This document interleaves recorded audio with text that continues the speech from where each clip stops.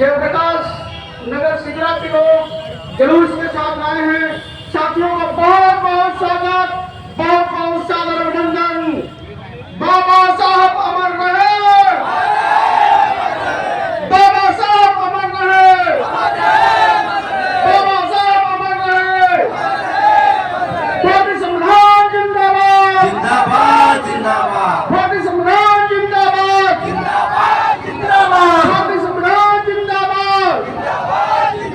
और जब तक सूरज चांद रहेगा, जब तक सूरज चांद रहेगा, नाम रहेगा, जब तक सूरज चांद रहेगा, बाबा साहब का नाम रहेगा। बाबा कांसी राम साहब अमर रहे, अमर रहे, बाबा कांसी राम साहब अमर रहे, अमर रहे, अमर रहे, बाबा कांसी राम साहब अमर रहे, अमर रहे, अमर रहे। जुर्मी जब तक जुर्म करेगा सत्ता के हथियारों से, चप्पा चप्पा दूध उड़ेगा जय भीम के नारों से। जुर्मी जब तक जुर्म करेगा सत्ता के हथियारों से, चप्पा चप्पा दूध उड़ेगा जय भीम के नारों से। जुर्मी जब तक जुर्म करेगा सत्ता के हथियारों से। चप्पा चप्पा दूध उड़ेगा जय भीम के नारों से। पूरे लोगों को सादर मुद्दा जय भीम।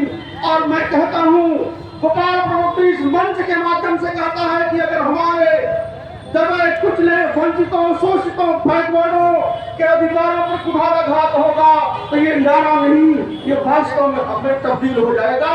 और मैं याद दिला दूं आप लोगों को, हम लोग SC ST एक्ट के साथ एक जज साहब थे, उन्होंने खिलवाड़ किया था। और याद दिला दूं, 2 अप्रैल 2018 का वो सीन पूरा भारत जल रहा था। हम नहीं चाहते किसी से हिंसा, हम हमेशा सहयोग लेना चाहते हैं, सभी लोगों से सहयोग लेना चाहते हैं, सहयोग देना चाहते हैं। लेकिन इन 85% लोगों के अधिकारों के साथ, इनके हक और हुकूक के साथ अगर कोई बंदा आग दिखाने की कोशिश करेगा तो फिर वो सलामत नहीं रहेगा, सभी नहीं रहेगा, वहां कोई कॉम्प्रोमाइज नहीं। हम सभी राजनीतिक पार्टियों का स्वागत करते हैं। आज ये दिन है, सारी राजनीतिक पार्टी के लोग आएंगे, मैं सबका सम्मान करूंगा।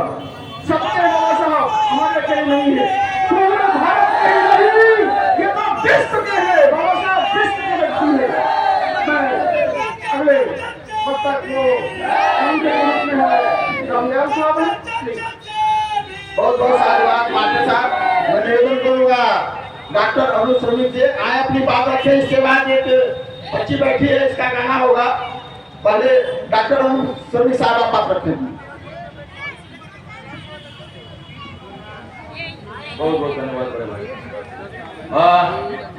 आज बाबा साहब की 134वीं जयंती पर आप सभी यहाँ उपस्थित बाबा साहब के पार्क में उपस्थित सभी साथियों का स्वागत और अभिनंदन करता हूँ। साथियों, पिछले 1 दशक से आप देख रहे हैं देश में जिस तरह से सामाजिक न्याय पे हमला हुआ है, हमारे सामाजिक आर्थिक आजादी पे हमला हुआ है, वो किसी से छिपा नहीं है। हम हर वर्ष बाबा साहब की जयंती, उनका परिनिर्वाण दिवस मनाते हैं, लेकिन इस बार हम लोगों ने तय किया है कि हम पूरे भारत में, अभी हम लोग दिल्ली में पिछले महीने 20 राज्यों के साथियों के साथ बैठे थे और बजट के सवाल पे, जो हमारा आर्थिक बजट है, जो सरकार हर साल बजट पेश करती है, उसके सवाल पे 50 लाख करोड़ रुपए का सरकार इस साल भी बजट पेश की है, लेकिन उसमें हमारी भागीदारी मात्र 3 लाख करोड़ रुपए की है। मतलब हमारी आबादी, SC ST की आबादी को 23% मिलना चाहिए, लगभग 11 लाख करोड़ रुपए, लेकिन हमें कितना मिला? 3 लाख करोड़ रुपए। तो इस बार हम लोगों ने ये तय किया है कि हम इस साल बाबा साहब की जयंती पे SC ST बजट अधिकार दिवस के रूप में मनाएंगे। आज हम लोग 2 बजे यहाँ पे प्रेस कॉन्फ्रेंस भी करने वाले हैं। ब्रजेश भाई हैं हमारे और अन्य वरिष्ठ साथियों के साथ हम प्रेस कॉन्फ्रेंस करेंगे। लेकिन हम खास तौर से युवा साथी जो यहाँ बैठे हैं उनसे अपील करना चाह रहे हैं कि कम से कम इस पर्चे को ध्यान से बस सुने और कैसे हम अपनी आर्थिक आजादी के लिए आगे लड़ाई लड़ सकते हैं, उसके बारे में हमें बैठक करके आगे विचार करना होगा। एक पर्चा है जो हम आज पूरे बनारस के अलग अलग जगहों पे भिजवा रहे हैं ताकि आम जनता को, आम लोगों को इसकी समझदारी है कि हमारी लूट कहाँ हो रही है। साथियों, मैं ये पर्चा पढ़ के आपको सुना रहा हूँ। शुरुआत इसी से कर रहा हूँ कि जो सामाजिक न्याय की आधी लड़ाई है, आर्थिक बजट में पूर्ण हकदारी। सामाजिक न्याय की लड़ाई तभी पूरी होगी जब हमारी आर्थिक बजट में पूर्ण हकदारी होगी। साथियों, विगत दिनों national alliance for social justice की ओर से देश के 18 राज्यों के दलित संगठनों व आंदोलन के नेतृत्वकारी साथियों की 3 दिवसीय चिंतन शिविर में दलित वर्ग के आर्थिक मुद्दे पर गंभीर चर्चा में SC/ST उप योजना, SC/ST वो उप योजना है जो 1980 के दौर में बना था।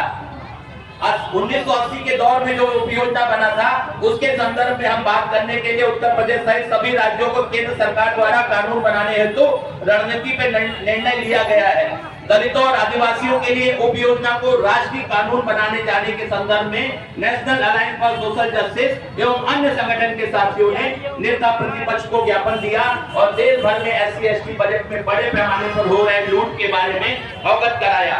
उनसे अपील की गई है कि इस मामले को संसद में उठाएं। हम अन्य विपक्षी दलों को भी अपील कर रहे हैं कि हमारी इस मांग को सुने और सरकार पर इसे लागू करवाने का दबाव बनाए, क्योंकि यह इस देश के 25% दलित आदिवासी के भविष्य का सवाल है। वर्ष 2024-25 में केंद्रीय बजट 48 लाख करोड़ रुपए था, जिसमें 1,65,000 करोड़ रुपए लगभग 3.5% अनुसूचित जाति के लिए और 1,32,000 करोड़ रुपया मात्र 2.7% अनुसूचित जनजाति के लिए आवंटित किया गया। जबकि अनुसूचित जाति अनुसूचित जनजाति की योजना के अनुसार हमें लगभग 8 लाख करोड़ रुपया अनुसूचित